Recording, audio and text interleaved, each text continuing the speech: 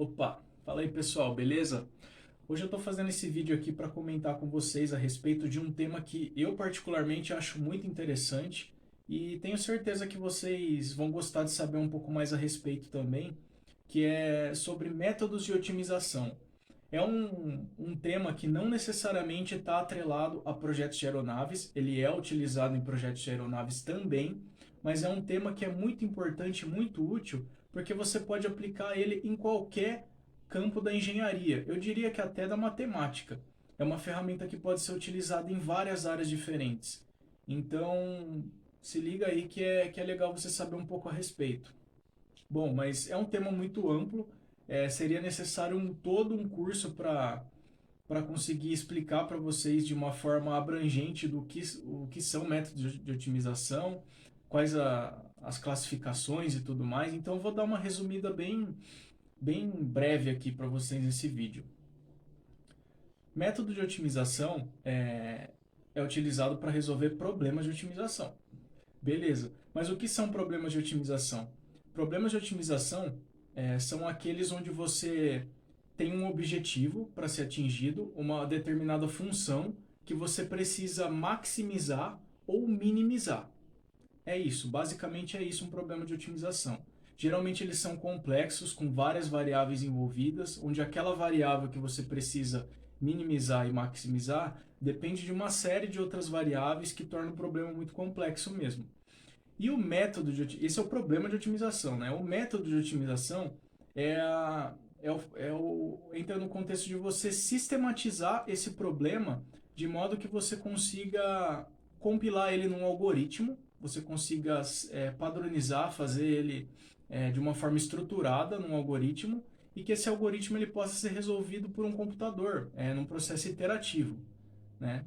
Não necessariamente por um computador, mas é preciso do computador porque você vai precisar fazer muitas iterações normalmente, a não ser que o problema seja muito simples. Mas, enfim, resumindo é isso. Um problema de otimização é aquele onde você tem um parâmetro a ser minimizado ou maximizado. Beleza. Aí que começa a ficar mais interessante, né? Porque você tem vários métodos de otimização desenvolvidos. E eles podem ser classificados em diversas categorias. E eu vou separar duas aqui para falar para vocês. Vou mencionar duas e vou explicar um exemplo, um método de otimização que está inserido em uma dessas categorias. Eu vou falar para vocês do método determinístico e do método heurístico. Métodos de otimização determinísticos e heurísticos. O que são essas duas categorias? Né? Vou falar primeiro do método determinístico. Método determinístico é todo aquele que é baseado em alguma lei matemática, como, por exemplo, uma derivada. Todo método de otimização que tem uma derivada, que faz uso de gradientes, ele automaticamente vai ser um método determinístico, porque ele é baseado numa lei matemática, a derivada. Né? Ele é um processo sistêmico ali baseado na matemática. O método heurístico, ele não é baseado em leis matemáticas, ele é baseado em fenômenos que ocorrem na natureza. É alguém que viu algum fenômeno que ocorreu na natureza ali, que achou que poderia transformar aquilo num processo de otimização, se inspirar naquele fenômeno da natureza para fazer um algoritmo, replicar aquilo em forma de aquele fenômeno em forma de algoritmo e conseguir resolver o problema. Então ele é meio que métodos heurísticos, eles são inspirados na natureza. Acho que esse é o termo mais adequado. Mas como assim? Que tipo de fenômenos da natureza? Eu vou dar um exemplo aqui, que aí é o tema central do vídeo, que são os algoritmos genéticos. Algoritmo genético é o tipo de algoritmo mais famoso dentre os métodos heurísticos. E é baseado na natureza porque ele é baseado em conceitos da biologia relacionados à teoria da evolução, né? Como é que funciona? Bem, falando um pouco, a gente já falou um pouco do que é um processo de otimização, né? Que é todo o processo onde você quer minimizar ou maximizar uma determinada variável, que é um problema complexo, com várias variáveis envolvidas, beleza. Mas aí como que eu começo a estruturar seguindo os princípios do algoritmo genético? Basicamente assim, eu vou usar como exemplo projetos de aeronaves, que é o que é o nosso alvo aqui no vídeo, né? Então vamos supor que eu quero projetar uma aeronave onde eu queira minimizar o arrasto dessa aeronave. Eu quero projetar uma aeronave com o mínimo de arrasto possível. Beleza, eu vou começar utilizando meu algoritmo, projetar meu algoritmo genético, né? Como que eu vou fazer isso? Eu crio uma população de aviões. Eu começo o meu algoritmo gerando uma população, mas tá, beleza, uma população de aviões, mas como é que eu caracterizo cada indivíduo? Esse é o termo utilizado no algoritmo genético, né? Indivíduo. É cada elemento, cada avião base do seu código. Cada avião ele vai ter uma série de parâmetros, tá? Cada avião é um indivíduo e cada parâmetro é um cromossomo. Que tipo de parâmetros são esses no caso? Parâmetros geométricos da asa, posição do trem de pouso, potência do motor, entre outras coisas. Esse tipo de dados de entrada que você pode colocar num algoritmo. Então você tem o seu algoritmo genético iniciado com uma população de indivíduos, onde cada indivíduo tem várias características de projeto, vários cromossomos, onde esses cromossomos possuem determinados valores de entrada, que são os genes. Beleza. Qual que é o próximo passo do meu algoritmo? Como é que eu vou fazer com que isso seja um processo de otimização?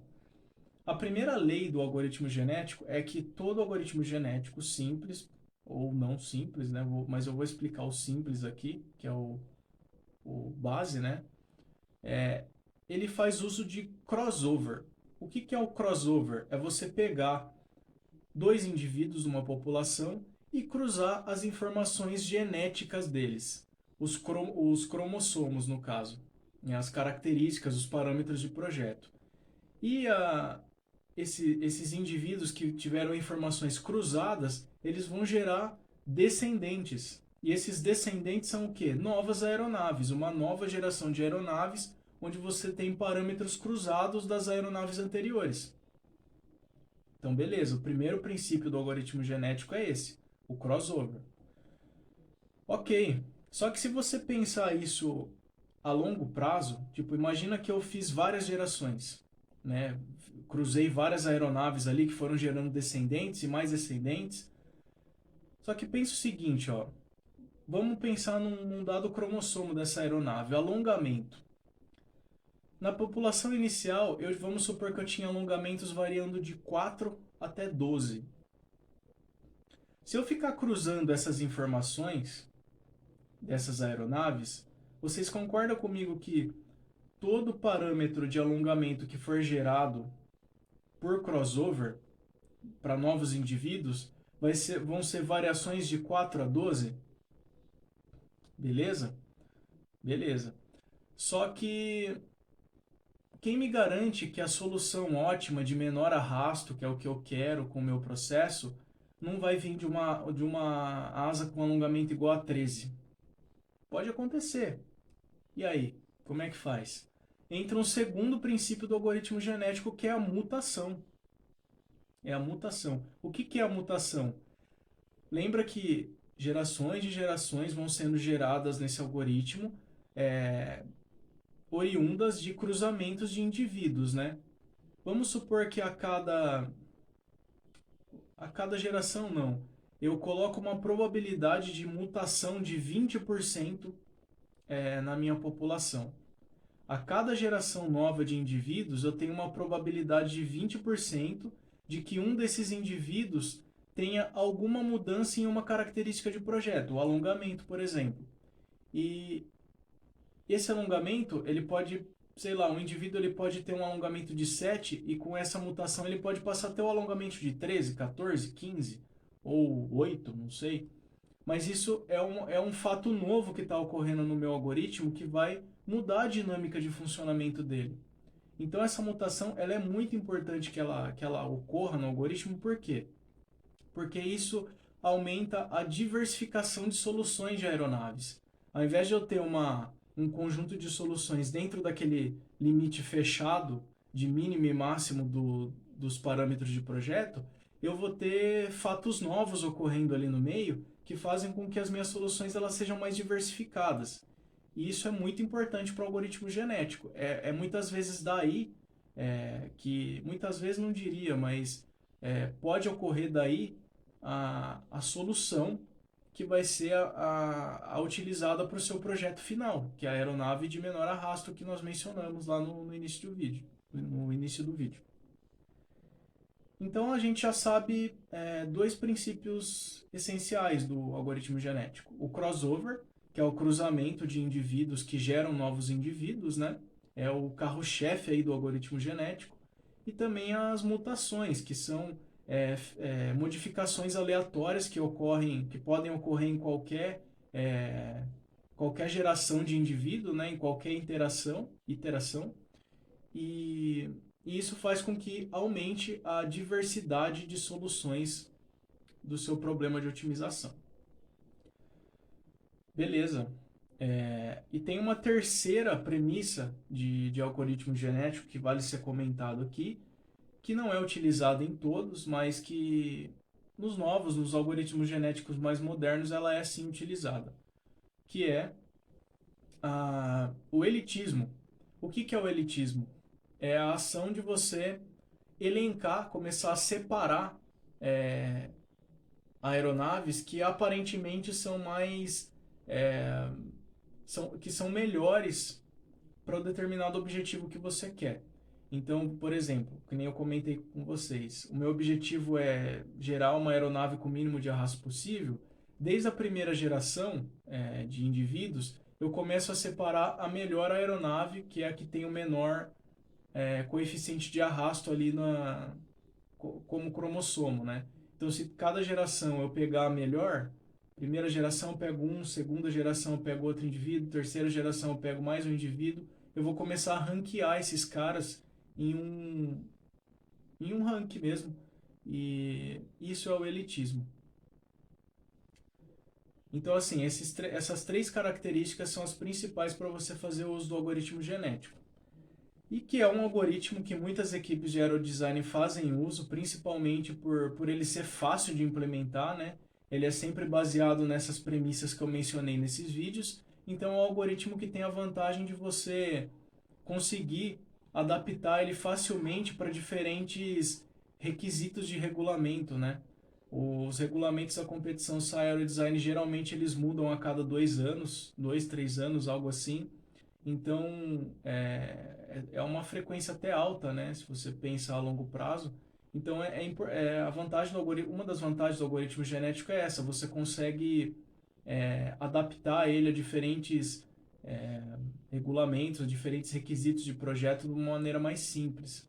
Eu acho que até por isso que muitas equipes fazem uso desse algoritmo. Ele é o melhor algoritmo a ser utilizado para esse tipo de problema de projeto de aeronaves? Não, não é. Ele não dá para cravar isso, porque ele possui desvantagens também. O algoritmo genético, por ele gerar um volume muito grande de dados, né, porque você cruza muitos aviões ali, gera muitos indivíduos, ele pode ser considerado como pouco eficiente nessa questão de velocidade de convergência para uma solução ótima, né? Solução ótima que também eu vou falar daqui a pouco que não é uma solução ótima na verdade. É uma solução que se aproxima da solução ótima. Mas enfim, só para concluir o raciocínio aqui, o algoritmo genético ele é fácil de ser implementado, mas ele tem essa desvantagem de muitas vezes não ser o mais eficiente em questão de tempo de máquina, em questão de convergência, mas ele é muito robusto, né? Ele pode ser aplicado a diferentes tipos de regulamento, ser modificado com muita facilidade, por isso muitas equipes fazem uso dele. Mas agora voltando para o que eu estava falando de solução ótima, né? Por que o algoritmo genético ele não gera uma solução ótima? Ele pode até gerar, é improvável, mas pode acontecer. Mas a verdade é que você não tem como garantir com um algoritmo genético, principalmente se ele estiver sendo aplicado a um problema muito complexo, não tem como garantir que ele chegou na solução ótima. Por quê? Porque você não tem ferramentas matemáticas ali no processo dele para provar isso para você.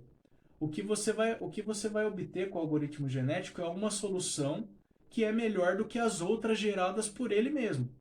Isso sim. Aquela é uma boa solução? Pode ser que seja. Vai depender do quanto de restrição você colocou no seu problema e outras questões. Mas geralmente ele gera uma boa solução. Mas ele não garante que essa solução vai ser a solução ótima possível daquele problema, tá? Essa é uma vantagem que é atribuída aos métodos determinísticos. Por quê? Porque eles são baseados em gradientes, em derivadas. E a derivada, quando você iguala ela a zero, você consegue um mínimo ou um máximo, né? Basicamente é isso, um gradiente. Né? Falando de parâmetros de várias variáveis, cabe melhor falar de gradiente. Então essa sim, você consegue garantir que você chegou numa solução ótima se a sua derivada der zero, porque você vai estar num ponto de mínimo ou de máximo. Então, começa a se tornar possível você cravar que aquela solução é ótima. Mas qual que é o problema desse método determinístico? É a aplicação de derivada em problemas complexos, né? Para você conseguir derivar um monte de parâmetros lá, vai ser complicado. Então é por isso que em problemas complexos assim, muitas vezes as equipes de aerodesign acabam optando por algoritmo genético. Mas enfim, eu queria reforçar, colocar essa ideia na cabeça de vocês que assim, o algoritmo genético ele tem suas vantagens, mas ele não é o melhor algoritmo possível a ser aplicado em problemas de projetos de aeronaves e ele não encontra soluções ótimas. Não tem como você garantir que ele chegou numa solução ótima. Tem como você garantir que você conseguiu uma boa solução de projeto. A melhor